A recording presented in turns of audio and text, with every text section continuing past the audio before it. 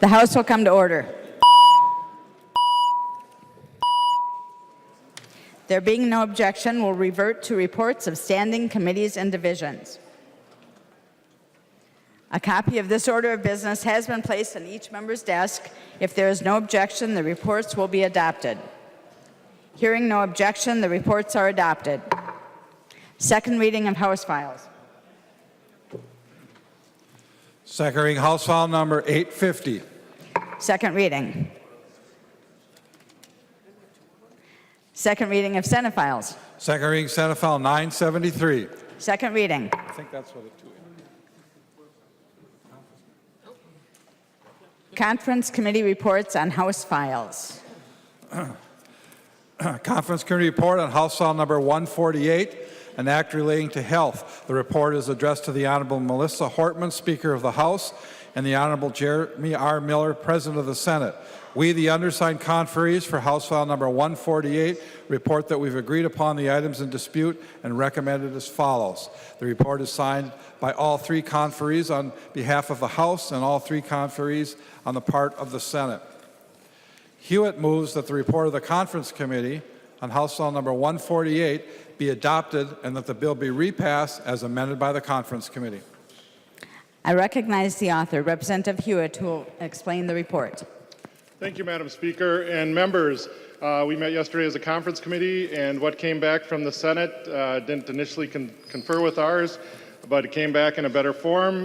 This allows our community paramedics throughout the state to do telemed to enhance their skills, and it was pretty seamless. There was a small fiscal note, but the department agreed to take that on themselves. Is there any discussion on the Conference Committee report for House File number 148?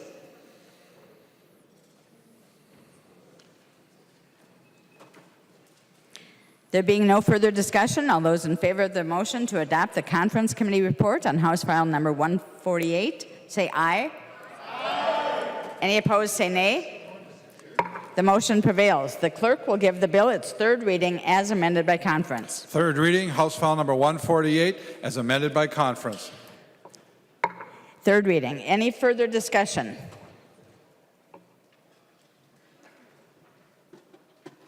Representative Huot. Madam Speaker, members, great bill. Please vote green. There being no further discussion, the clerk will take the roll.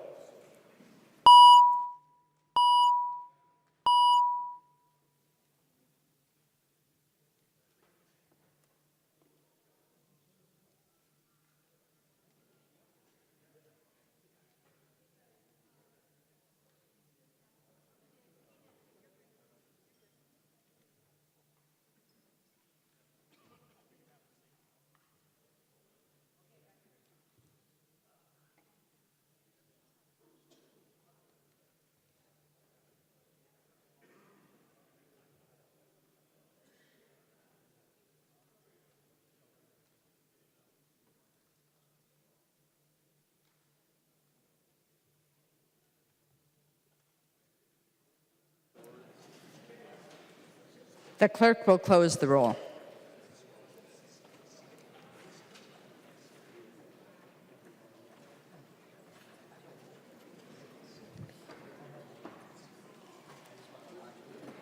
There being 130 ayes and 0 nays, the bill is repassed as amended by conference and its title agreed to.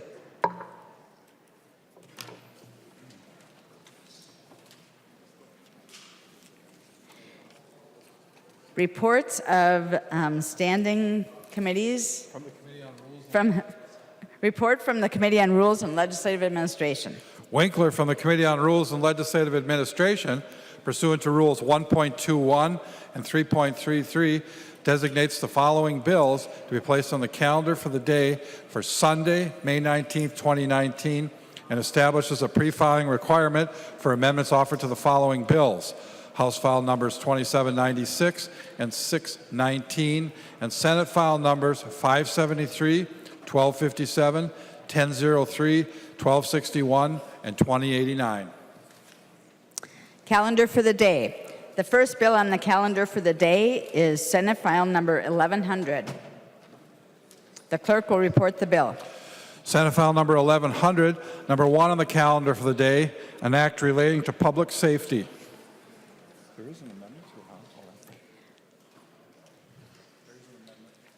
There are amendments at the desk. If there is no objection, we will let the author explain the bill before we go to amendments. Representative Kunesh-Podein. Thank you, Madam Speaker and members. It's really my pleasure today to bring you this legislation on behalf of our Native American communities. The positive outcome of this legislation of correcting a shall to may in this statute will absolutely strengthen the safety and the security of our American Indian communities, who are compiled of both Native American and non-Native citizens of the state of Minnesota. This legislation will remove the requirement that federally recognized tribes in Minnesota must have an agreement in place with the local county sheriff in order for the tribal police departments to exercise their policing powers on the reservations. It's really important to know, members, that tribal police are very similar to our municipal police departments. Every officer on our tribal police forces are post-board certified. They're trained with the same standards as municipal police officers, and they're subject to the same code of conduct, rules, and laws as any municipal police officer. The only real difference between our municipal police departments and the tribal police departments is that without this agreement in place, the local county sheriff, a tribal police department, cannot exercise its police powers on the reservation. In other words, they can't pull people over, they can't make arrests, and they can't issue citations. So upon this passage, this legislation will allow tribal police departments to continue to have cooperative agreements with other law enforcement other local law enforcement agencies, and most importantly, it would ensure that tribal police were always allowed to enforce the law on their reservations. I'd like to thank you for your support in recognizing our tribal sovereignty in Indian country, returning the tribal autonomy and self-government, and addressing the complicated, very confusing responsibilities between our tribal police, our county police, and our local control. And so, members, I ask you to vote green. Representative Haley offers the following amendment. The clerk will report the amendment. Haley moves to amend Senate File Number 1100, the unofficial engrossment. The amendment is coded DE2. I recognize the author of the amendment, Representative Haley, who will explain the amendment. Thank you, Madam Speaker.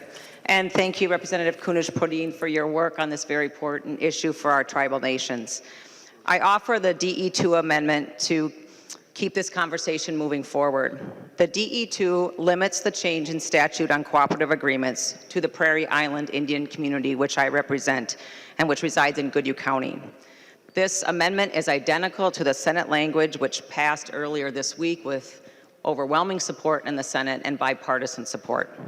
The Prairie Island Indian Community has a long-standing relationship with our county police officers and our local police jurisdiction. They have an outstanding reputation. They are, in effect, the first responders for not only the tribal community, but also for the lock and dam, the casino, and the nuclear plant, which all are in the jurisdiction and on their tribal lands. So again, they are held up as a model on how these tribal agreements are in place and the relationship with the local and county law enforcement folks. So I would urge your support of the amendment, and I believe that I'll let the author to the bill speak to that. Thank you, Madam Chair. Is there any discussion on the amendment?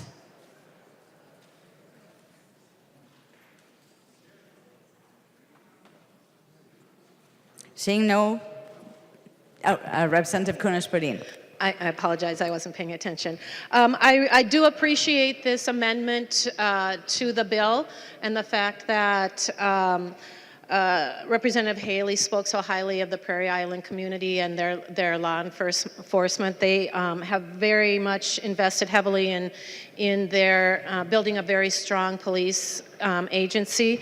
I'm disappointed that we would consider not including all of the tribes in our states. It's important that, once again, that we are acknowledging the sovereignty of those communities and their policing ability. I realize that this is sometimes a hard issue to consider, especially the complicated issues of jurisdiction and who is in charge and who is the one that makes the decisions, the really hard decisions. In speaking with the different tribes across the state, while they would like to be absolutely included in this bill as a full complement of tribal negotiations, we have agreed that I will support the Prairie Island. I will support the amendment from Representative Haley. And so, members, I would ask you to vote green on the Haley amendment. Further discussion on the DE2 amendment, Representative Garofalo.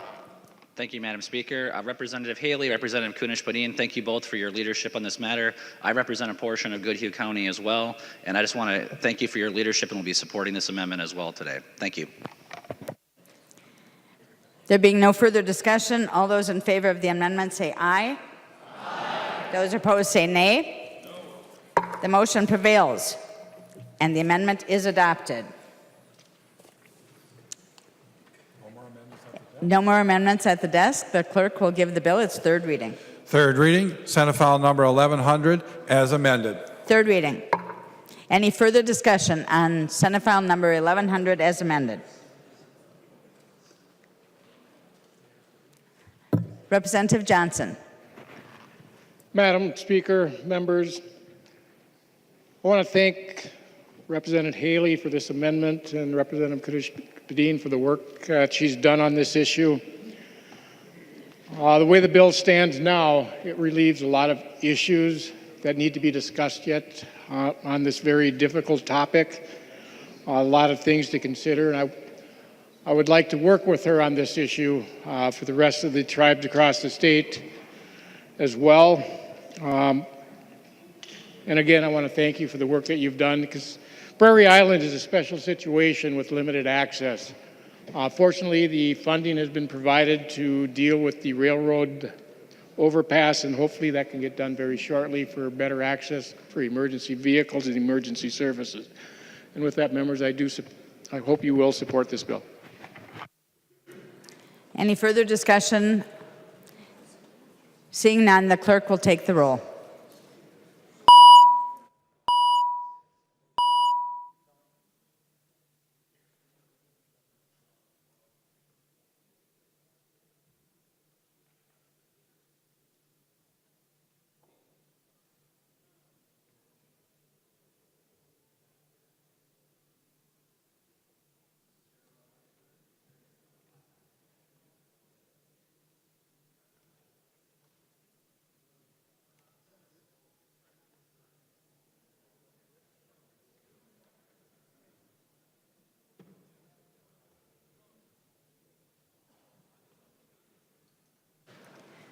The clerk will close the roll.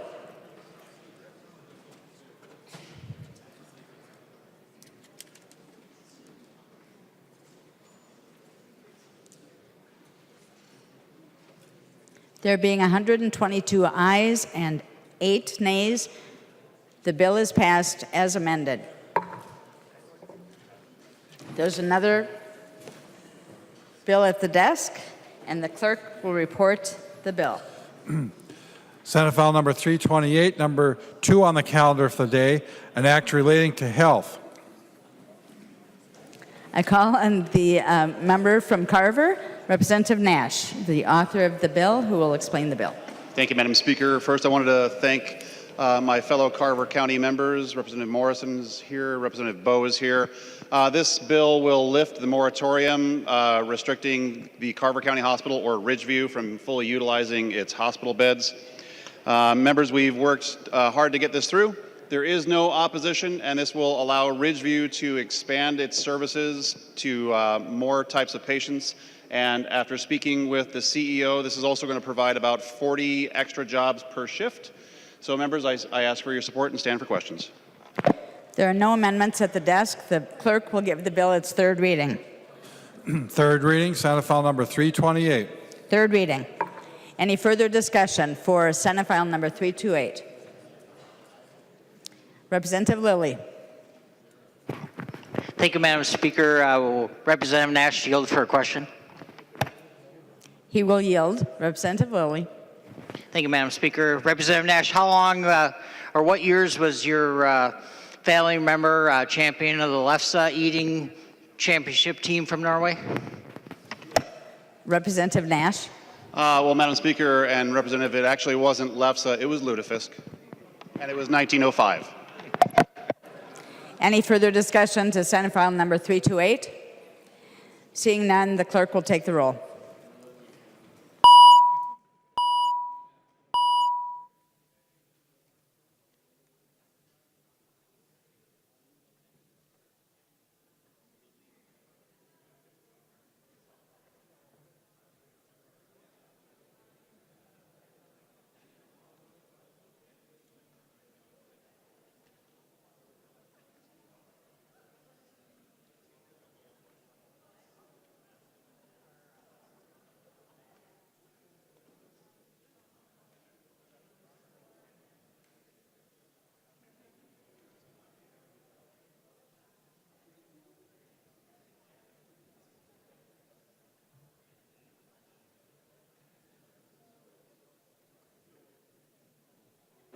The clerk will close the roll.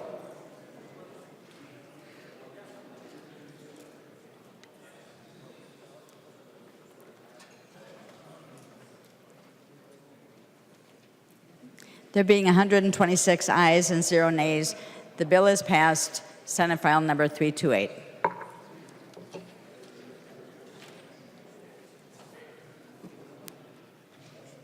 Motions and resolutions. There are copies of the non-controversial motions at the desk and online. If there is no objection, we will take action on these motions first. Hearing no objection, the motion prevails. Other motions. Winkler introduces House Concurrent Resolution Number 2, a House Concurrent Resolution relating to adjournment of the House of Representatives and Senate until 2020. The resolution is being referred to the Committee on Rules and Legislative Administration. Representative Winkler. Madam Speaker, members, this is when we will come back for next session. February 11th is the date. This has been agreed to in House and Senate leadership, so this will be when we come back, and we just need to get this motion taken care of and make your travel plans for January. Is there any discussion? Oh, Senate rules. Okay, thank you. All right, so any announcements? Representative Fabian. Thank you, Madam Speaker. I have no idea who the young people are up in the gallery, but anytime we have young people here, we should welcome them. Thank you.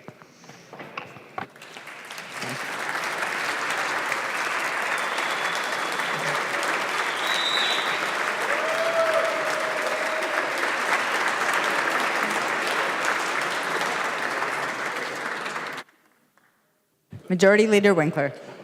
Madam Speaker and members, I'm going to make a recess to the call of the chair. We don't have a time set, but we will give you at least 30 minutes notice before we reconvene. So, Madam Speaker, I move a recess to the call of the chair. Representative Winkler moves a recess to the call of the chair. All those in favor say aye. Aye. Any opposed, nay? No. The motion prevails and the House stands in recess.